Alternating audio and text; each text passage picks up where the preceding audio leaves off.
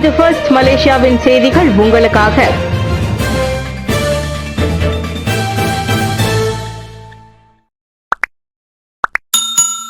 வேலைவாய்ப்பு மோசடி. மலாக்காவில் 2 சீன பிரஜைகள் கைது. மலாக்காவில் குடியிருப்பு பகுதி ஒன்றில் ரகசியமாக செயல்பட்டு வந்த வேலைவாய்ப்பு மோசடி கும்பலை போலீசார் முறியடித்துள்ளனர். மலாக்கா தெங்காவில் உள்ள தாமான் புஞ்சாக் பெர்தாம் எனும் இடத்தில் உள்ள ஒரு மாடி வீட்டில் போலீசார் அதிரடி சோதனை நடத்தியதில் 28 மற்றும் 38 வயதுடைய 2 சீன நாட்டு பிரஜைகள் கைதாகினர். பிப்ரவரி முதல் செயல்பட்டு வந்த இந்த கும்பல் அமெரிக்காவில் வசிக்கும் சீனர்களை குறிவைத்து இந்த மோசடியை செய்து வந்துள்ளது. கைதான இருவரும் இந்த கும்பலின் வாடிக்கையாளர் சேவை அதிகாரிகளாக செயல்பட்டது விசாரணையில் தெரிய வந்துள்ளது. டெலிகிராம் செயலி வாயிலாக இல்லாத பகுதி நேர வேலைகளை ஆசை காட்டி இவர்கள் மோசடியில் ஈடுபட்டுள்ளனர். இந்த சோதனையின் போது சுமார் 30,000 ரிங்கெட் மதிப்பிலான மடிக்கணினிகள், கைபேசிகள் மற்றும் இணைய கருவிகள் பறிமுதல் செய்யப்பட்டன. மோசடி வழக்கு பதிவு செய்யப்பட்டு இருவரும் விசாரணைக்காக தடுத்து வைக்கப்பட்டுள்ளனர். இந்த பின்னணியில் உள்ள மற்றவர்கள் குறித்தும் தீவிர விசாரணை நடைபெற்று வருகிறது. மெட்ரிகுலேஷன் திட்டத்தில் 90% பூமிபுத்ரா ஒதுக்கீடு தொடரும். பிரதமர் அன்வார் உறுதி. மெட்ரிகுலேஷன் கல்வி வாய்ப்புகளில் சமநிலையை உறுதி செய்ய பூமிபுத்ரா மாணவர்களுக்கான 90 விழுக்காடு ஒதுக்கீடு தொடரும் என பிரதமர் ஸ்ரீ அன்வார் இப்ராஹிம் தெரிவித்துள்ளார். மாராங்கில் தெலங்கானா மெட்ரிகுலேஷன் கல்லூரி திட்டத்தின் அடிக்கல் நாட்டு நிகழ்வில் அவர் இதனை வலியுறுத்தினார். 10A பெற்ற மாணவர்களுக்கு அங்கீகாரம் வழங்கப்பட்டாலும் பூமிபுத்ரா மாணவர்களுக்கு 90 விழுக்காடு தொடரும். இது நகர மற்றும் கிராமப்புற மாணவர்களிடையிலான இடைவெளியை குறைக்க உதவும். மேலும் திறமையான மாணவர்கள், குறிப்பாக நகரங்களில் இருந்து வரும் மாணவர்கள் புறக்கணிக்க மாட்டார்கள் என்றும் அவர் உறுதியளித்தார். 2025 SPM தேர்வில் குறைந்தது 10A மற்றும் பெற்ற 6,717 மாணவர்களுக்கு நேரடியாக மெட்ரிகுலேஷன் அல்லது அதற்கு சமமான கல்வி வாய்ப்புகள் வழங்கப்படும் அரசாங்கம் முன்னதாக அறிவித்திருந்தது. ஆன்மீக விழுமியங்களுடன் ஒற்றுமை காத்து புதிய உயரங்களை எட்டுவோம். ரமணனின் சித்திர புத்தாண்டு, வைசாக்கி மற்றும் விஷு வாழ்த்து. சித்திரை புத்தாண்டு, வைசாக்கி மற்றும் விஷு ஆகிய 3 பண்டிகைகளும் ஒரே நேரத்தில் கொண்டாடப்படுவது இந்திய சமூகத்தின் ஆன்மீக அடையாளத்தை வலுப்படுத்துவதோடு தேசிய ஒற்றுமையை மேம்படுத்துவதற்கான ஒரு தூண்டுகோலாக அமைகிறது என்று மனிதவள அமைச்சர் ஸ்ரீ ரமணன் ராமகிருஷ்ணன் தெரிவித்தார். தமிழ், சீக்கிய மற்றும் மலையாளி சமூகத்தினரால் ஒரு சேர கொண்டாடப்படும் இப்பண்டிகைகள் நாட்டின் கலாச்சார செழுமையை பிரதிபலிப்பதோடு பல்லின மக்களிடையே ஒற்றுமை, ஒருமைப்பாட்டை வளர்ப்பதற்கான ஒரு பாலமாக அமைகின்றன என்று அவர் குறிப்பிட்டார். ஒவ்வொரு கொண்டாட்டத்திலும் ஆன்மீக விழுமியங்கள் ஒரு முக்கிய அங்கமாக திகழ வேண்டும் என்பதை வலியுறுத்திய அவர், புத்தாண்டு என்பது சுய பரிசோதனை செய்து எண்ணங்களை தூய்மைப்படுத்தி நற்பண்புகளை வளர்த்துக் கொள்வதற்கான சிறந்த தருணம் என்றார். இந்த பண்டிகைகள் ஒவ்வொன்றும் இருளை வெல்லும் ஒளி மற்றும் அதர்மத்தை வெல்லும் தர்மம் என்ற உன்னத செய்தியை தாங்கி வருகின்றன. இது கடந்த கால தவறுகளை களைந்து தூய்மையான மனதுடனும் இறை பக்தியுடனும் நம்மை மெருகேற்றிக் கொள்ளும் நேரமாகும் என்றும் அவர் குறிப்பிட்டார். ஹார்முஸ் நீரிணையில் அமெரிக்க கடற்படையின் முற்றுகையை தடுத்தால் ஈரான் படகுகள் மூழ்கடிப்போம், ட்ரம்ப் எச்சரிக்கை. ஹார்முஸ் நீரிணையில் அமெரிக்காவின் கடற்படை முற்றுகையை எதிர்க்கும் எந்தவொரு ஈரான் நாட்டு படகும் உடனடியாக அழிக்கப்படும் என அமெரிக்க அதிபர் டொனால்ட் ட்ரம்ப் எச்சரித்துள்ளார். ஈரான் மீதான அமெரிக்காவின் கடற்படை முற்றுகை நேற்று முறைப்படி தொடங்கிய நிலையில் தனது ட்ரூத் சோஷியல் சமூக வலைதளத்தில் ட்ரம்ப் ஈரானுக்கு இந்த நேரடி எச்சரிக்கை விடுத்துள்ளார்.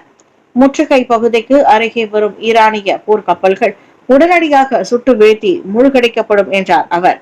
பாகிஸ்தானில் நடைபெற்ற அமைதி பேச்சுவார்த்தை தோல்வியடைந்ததை தொடர்ந்து ஈரானின் எண்ணெய் வருவாயை தடுக்கும் நோக்கில் அமெரிக்கா இந்த முற்றுகையை மேற்கொண்டுள்ளது. என்றாலும் ஹார்முஸ் நீரிணை வழியாகவும் செல்லும் மகாராணி ஈரானிய கப்பல்கள் மட்டுமே திறக்கப்படும். என்றாலும் ஹார்முஸ் நீரிணை வழியாக செல்லும் ஈரானிய கப்பல்கள் மட்டுமே தடுக்கப்படும். ஈரான் அல்லாத மற்ற வணிக கப்பல்கள் மறிக்கப்படாது என அமெரிக்க கடற்படை தெரிவித்துள்ளது. இந்நிலையில் ஈரான் கடற்படையின் பெரும் பகுதி ஏற்கனவே அழிக்கிவிட்டப்பட்டதாகவும் குறிப்பிட்ட ட்ரம்ப், ஈரானின் வேகப்படை படகுகள் அமெரிக்க கடற்படையை நெருங்கினால் அவை நரகத்திற்கு அனுப்பப்படும் என ஆக்ரோஷமாக பதிவிட்டுள்ளார்.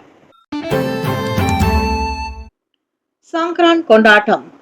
பன்முக கலாச்சாரமே மலேசியாவின் வலிமை. ஒருமைப்பாட்டு அமைச்சர். மலேசியாவில் இன ஒற்றுமை மற்றும் கலாச்சார பன்முகத்தின் முக்கியத்துவத்தை வலியுறுத்தும் வகையில் தேசிய அளவிலான சங்கரன் விழா கொண்டாடப்பட்டுள்ளது. தேசிய ஒருமைப்பாட்டுத்துறை அமைச்சர் டாக்டர் ஆரோன் அகாடாகாங் பெர்லிஸ் கங்காரில் இந்த விழாவை திறந்து வைத்து உரையாற்றினார். சங்கரன் விழா மலேசிய சமய சயாமிய சமூகத்தின் முக்கிய பண்பாட்டை மரபு என அவர் குறிப்பிட்டார். இதுபோன்ற பாரம்பரியங்கள் நாட்டின் பல்லின மக்களை ஒன்றிணைக்கும் பாலமாக செயல்படுகின்றன. இது மலேசியாவின் பன்முக தன்மையே அதன் வலிமை என்பதை வெளிப்படுத்துகிறது. மேலும் சயாம் சமூகத்தின் வரலாறு மற்றும் பங்களிப்பு குறித்து மக்களிடம் இன்னும் அதிக விழிப்புணர்வு ஏற்படுத்த வேண்டிய அவசியம் இருப்பதாகவும் அமைச்சர் தெரிவித்தார். 2023 முதல் 2025 வரை சயாம் சமூகத்தின் கல்வி, மொழி மற்றும் கலாச்சாரத்தை பாதுகாக்க 2 மில்லியன் ரிங்கிட்டுக்கும் மேற்பட்ட நிதியை அரசாங்கம் ஒதுக்கியுள்ளதாகவும் அவர் குறிப்பிட்டார். அனைத்து இனங்களின் பண்பாட்டு மரபுகளையும் பாதுகாப்பது நாட்டின் ஒற்றுமையை வலுப்படுத்தும் முக்கிய அம்சமாகும் எனவும் அவர் வலியுறுத்தினார். இந்த சங்கரன் விழாவில் பாடாங் பெசாரை சேர்ந்த ஜுவாதி உன்சியா என்பவர் 2026 ஆண்டுக்கான தேசிய சங்கரான் அழகியாக மகுடம் சூடினார். 7 லட்சம் ரிங்கிட்டுக்கு மேலான கஞ்சா பறிமுதல். தப்பியோட முயன்ற ஆடவன் கைது. பாசெமாஸ் கம்போங் குபாங் பொயு மெராந்தியில் சந்தேக நபரை கிட்டத்தட்ட 10 கிலோமீட்டர் தூரம் துரத்தி சென்ற போது நடவடிக்கை குழுவினர் ஆடவன் ஒருவனை கைது செய்து 7 லட்சம் ரிங்கிட்டிற்கும் அதிகமாக மதிப்புள்ள 210 கிலோ கஞ்சாவை பறிமுதல் செய்தனர். நேற்றிரவு மணி 8:30க்கு பொது நடவடிக்கை பிரிவின் உறுப்பினர்கள் குழு ஒன்று மோட்டார் சைக்கிள் ரோந்து பணியில் ஈடுபட்டிருந்த போது இந்த கைது நடவடிக்கை மேற்கொள்ளப்பட்டதாக தென்கிழக்கு பொது நடவடிக்கை படை பிரிவின் கமாண்டர் மூத்த உதவி கமிஷனர் அகமது ராட்சி உசேன் தெரிவித்தார்.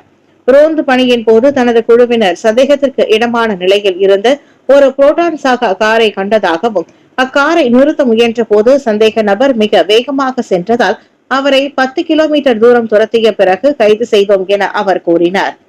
35 வயதுடைய சந்தேக நபர் ஓட்டி வந்த வாகனத்தை சோதனையிட்ட போது கஞ்சா என நம்பப்படும் 210 கிலோகிராம் உலர்ந்த செடிகள் அடங்கிய பல பழுப்பு நிற பெட்டிகள் கண்டெடுக்கப்பட்டன.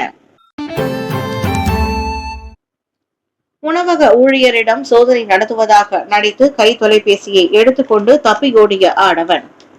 ஷா அலாமில் உள்ள பேரங்காடி வளாகத்தில் உள்ள துரித உணவு கடையின் ஊழியரை சோதனையிடுவது போல் நடித்து அவரது கை தொலைபேசியை எடுத்துக்கொண்டு தப்பியோடிய ஆடவனை போலீசார் தேடி வருகின்றனர். ஞாயிற்றுக்கிழமை அன்று நடந்த இந்த வினோத திருட்டில் உணவக ஊழியர் ஒருவர் தனது கை தொலைபேசியை பறிகொடுத்ததோடு சந்தேக நபர் கை தொலைபேசியுடன் அக்கடையிலிருந்து தப்பியோடும் காணொலி வைரலானது. இச்சம்பவம் குறித்து உணவக ஊழியர் போலீசில் புகார் செய்திருப்பதாக ஷா அலாம் மாவட்ட போலீஸ் தலைவர் உதவி கமிஷனர் ராம்ஜே எம்போல் தெரிவித்தார். செத்யா அலாம் பகுதியில் உள்ள பேரங்காடி வளாகத்தில் உள்ள உணவக ஊழியர் இந்த திருட்டினால் பாதிக்கப்பட்டுள்ளார். சந்தேக நபர் அந்த உணவகத்தில் உணவக ஊழியர்களை பரிசோதிக்கும் நோக்கில் புகார்தாரரிடம் பல கேள்விகளை கேட்பது ரகசிய கண்காணிப்பு கேமராவில் தெரிகிறது என இன்று வெளியிட்ட அறிக்கையில் ராம்ஜே எம்போல் சுட்டிக்காட்டினார்.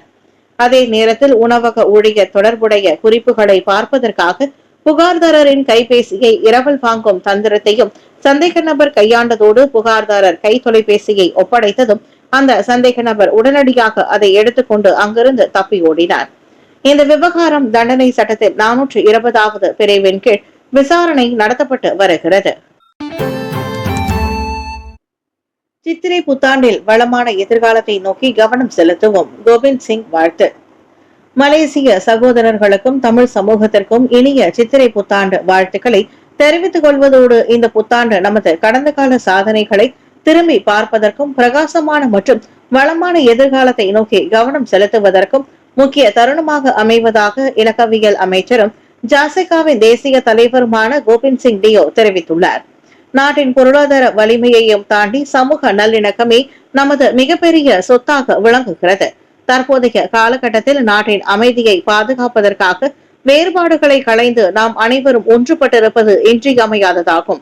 இலக்கவியல் அமைச்சில் எந்த ஒரு பாகுபாடும் இன்றி ஒவ்வொரு மலேசியரும் வருங்காலத்தை நோக்கிய தொழில்நுட்ப புத்தாக்கத்தில் வலுப்பெறுவதை உறுதி செய்வதில் நாங்கள் தொடர்ந்து பாடுபடுகிறோம். இலக்கவியல் தொழில்நுட்ப புத்தாக்கம் மக்களுக்கு பயனளிக்கும் வகையில் நமது சமூக கட்டமைப்பை வலுப்படுத்தி நாட்டை மேம்படைய செய்வதை எங்கள் நோக்கமாகும் என இன்று வெளியிட்ட சித்திரை புத்தாண்டு வாழ்த்து செய்தியில் அவர் சுட்டிக்காட்டினார். அதே வேளையில் மத்திய கிழக்கில் தொடரும் மோதலானது உலகளாவிய நிலையில் எரிசக்தி நெருக்கடியை தூண்டியிருப்பதோடு அதன் தாக்கம் நமது நாட்டிலும் உணரப்படுகிறது. மடானி அரசாங்கம் இந்த பாதிப்புகளை குறைப்பதற்காக அயராது உழைத்து வருவதால் இதற்கு ஒவ்வொரு மலேசியரின் ஆதரவும் ஒத்துழைப்பும் இன்றியமையாதது என அவர் கேட்டுக் கொண்டார்.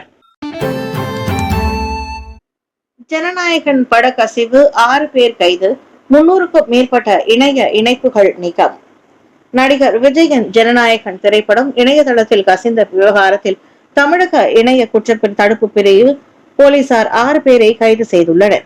தயாரிப்பு நிறுவனமான KVN புரொடக்ஷன்ஸ் அளித்த புகாரின் பேரில் இந்த நடவடிக்கை எடுக்கப்பட்டுள்ளது. கைதான நபர்கள் கூகுள் டிரைவ் மற்றும் கிளவுட் ஸ்டோரேஜ் மூலமாக படத்தின் காட்சிகளை பகிர்ந்தது விசாரணையில் தெரிய வந்துள்ளது. போலீசாரின் தீவிர முயற்சியால் இதுவரை 300க்கும் மேற்பட்ட சட்டவிரோத இணைய லிங்க் இணைப்புகளும் முடக்கப்பட்டுள்ளன. கைதானவர்கள் மீது தகவல் தொழில்நுட்ப சட்டம் மற்றும் பதிப்புரிமை சட்டத்தின் கீழ் வழக்கு பதிவு செய்யப்பட்டு அவர்கள் தடுத்து வைக்கப்பட்டுள்ளனர். படத்தின் பிரத்யேக உரிமம் தயாரிப்பு நிறுவனத்திடமே உள்ளது என்றும் திருட்டுத்தனமாக படத்தை பார்ப்பவர்கள் அல்லது பகிர்பவர்கள் மீது கடும் நடவடிக்கை எடுக்கப்படும் என்றும் தயாரிப்பாளர்கள் எச்சரித்துள்ளனர். இந்நிலையில் சமூக வலைதளங்களை போலீசார் தொடர்ந்து கண்காணித்து வருகின்றனர். ஜனவரியிலேயே திரைக்கு வந்திருக்க வேண்டிய ஜனநாயகன் தணிக்கை பிரச்சனையால் மாத கணக்கில் முடங்கி கிடக்கும் நிலையில் முழு படமும் HD தரத்தில் இணையத்தில் கசிந்திருப்பது அதிர்ச்சியை ஏற்படுத்தியுள்ளது. மித்ரா IPT 5.0 4165 இந்திய மாணவர்களுக்கு நிதி உதவி விநியோகம் தொடக்கம்.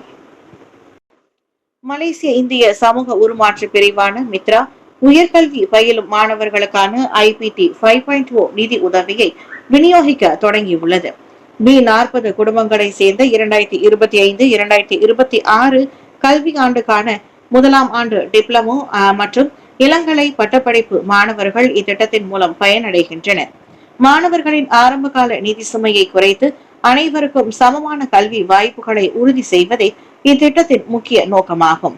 அவ்வகையில் நிர்ணயிக்கப்பட்ட தகுதி நிபந்தனைகளை பூர்த்தி செய்த 4163 இந்திய மாணவர்கள் இந்த நிதி உதவியை பெற தகுதியானவர்களாக அடையாளம் காணப்பட்டுள்ளனர்.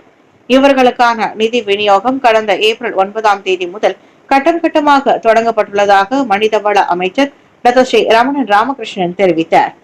நிதி உதவி பெறும் மாணவர்களின் முழு பட்டியல் இன்று ஏப்ரல் 14 முதல் மித்ராவின் அதிகாரப்பூர்வ இணைய அகப்பக்கத்தில் பதிவேற்றப்படும். பிரதமர் அன்வார் எரிபொருள் மற்றும் அத்தியாவசிய பொருட்களின் விலைகள் தொடர்ந்து மதிப்பாய்வு. உலகளாவிய பொருளாதார மாற்றங்கள் காரணமாக எரிபொருள் மற்றும் அத்தியாவசிய பொருட்களின் விலைகள் உயர்ந்து வரும் நிலையில் மலேசியா அவற்றை தொடர்ந்து மதிப்பாய்வு செய்து வருகிறது. பொருட்களின் விநியோகம் நிலையாக இருக்கும் வகையில் நடவடிக்கை எடுக்கப்படுகிறது. அதோடு மக்களின் வாழ்க்கை சுமையை குறைக்கும் புதிய நடவடிக்கைகளும் ஆராயப்படுவதாக பிரதமர் டாக்டர் ஸ்ரீ அன்வார் இப்ராஹிம் கூறினார். இதற்காக தேசிய பாதுகாப்பு மன்றமும் தேசிய பொருளாதார நடவடிக்கை மன்றமும் இணைந்து இன்று முக்கிய ஆலோசனை கூட்டத்தை நடத்த உள்ளதாக அன்வார் சொன்னார். உலக சந்தையில் எரிபொருள் விலைகள் அதிகரித்தாலும் ரோன் 95 பெட்ரோலின் விலை லிட்டருக்கு 1.99 ரிங்கெட் என்ற மானிய நிலையில் தொடரப்படுகின்றது. தவிர பள்ளி பேருந்துக்கான டீசல் மானியம் உள்ளிட்ட இலக்கிடப்பட்ட உதவிகளும் தொடருகின்றன. வரும் மாதங்களில் சவாலான சூழ்நிலையை எதிர்கொள்ள வேண்டியிருப்பதால் முன்கூட்டியே நடவடிக்கைகள் எடுக்கப்படும் என அவர் தெரிவித்தார். இதுவரை நாட்டில் பொருட்களின் விநியோகம் கட்டுப்பாட்டில் உள்ளது. ஆனால் இன்றைய கூட்டத்திற்கு பிறகு விரைவில் மேலும் அறிவிப்புகள் வெளியாகலாம் என எதிர்பார்க்கப்படுகிறது.